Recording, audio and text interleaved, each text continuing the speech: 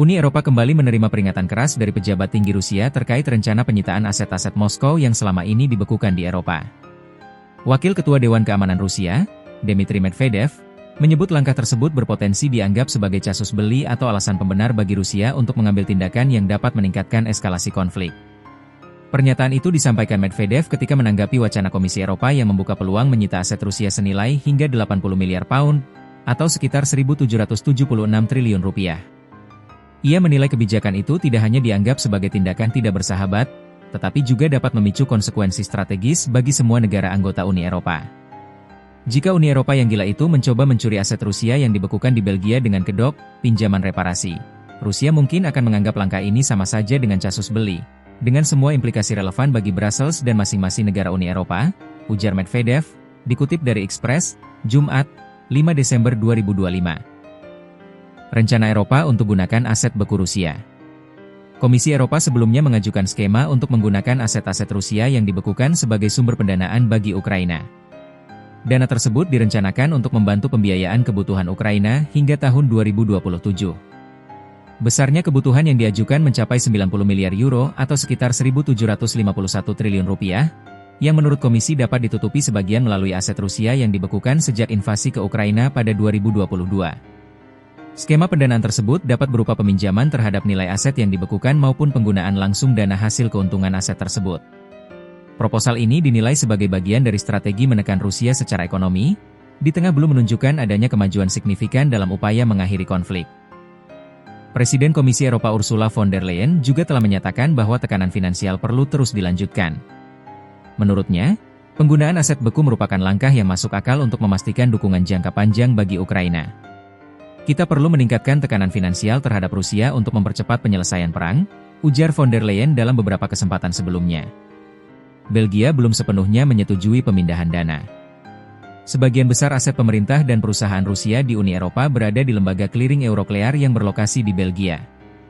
Nilai total aset beku tersebut ditaksir mencapai 160 miliar pound, sekitar 3.552 triliun rupiah, dari total 180 miliar pound, sekitar 3.996 triliun rupiah, yang dibekukan di seluruh blok Uni Eropa. Meski menjadi pusat aset terbesar, pemerintah Belgia masih berhati-hati dalam menyikapi kemungkinan pemindahan dana tersebut ke Ukraina. Salah satu alasan utamanya adalah risiko hukum yang dapat muncul dan berpotensi menimbulkan tanggung jawab finansial jangka panjang. Brussels menegaskan tidak ingin kebijakan ini membuat Belgia atau Uni Eropa menanggung konsekuensi hukum internasional yang dapat membebani keuangan negara maupun hubungan diplomatik. Peringatan Medvedev di tengah upaya diplomatik Rusia-AS. Pernyataan keras Medvedev muncul pada saat hubungan Rusia dan Amerika Serikat menunjukkan tanda-tanda komunikasi baru.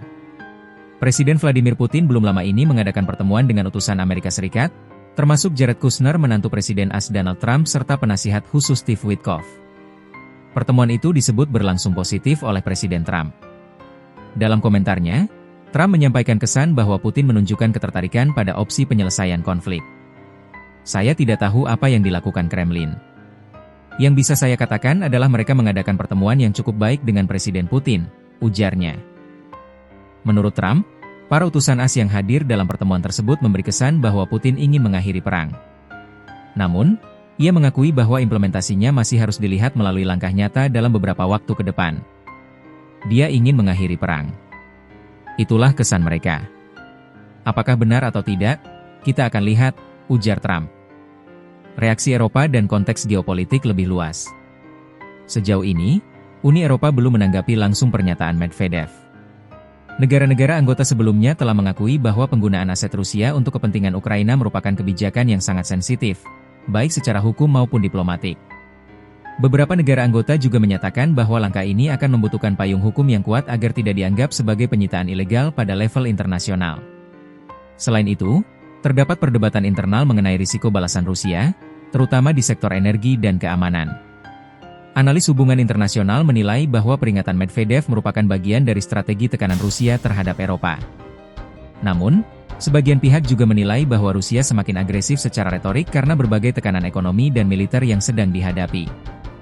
Konflik Ukraina masuki babak yang tidak stabil.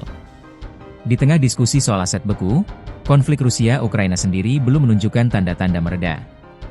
Serangan dan pertempuran masih terjadi di beberapa wilayah, sementara kebutuhan dukungan finansial bagi Ukraina terus meningkat.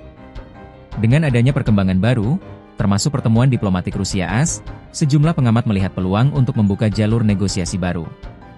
Namun, pernyataan tegas dari Medvedev menunjukkan bahwa ketegangan geopolitik di Eropa masih berada pada level tinggi.